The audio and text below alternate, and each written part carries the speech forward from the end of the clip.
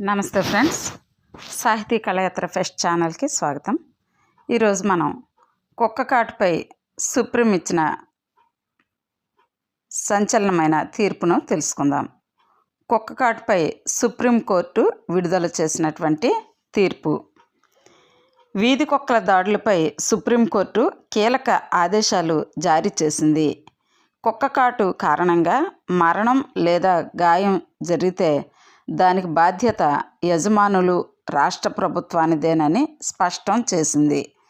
వీధి కుక్కలు దాడి చేస్తే దానికి ప్రభుత్వం బాధ్యత వహించి నష్టపరిహారం చెల్లించాలని, పెంపుడు కుక్కలైతే యజమానులను నష్టపరిహారం ఇవ్వాలని పేర్కొంది.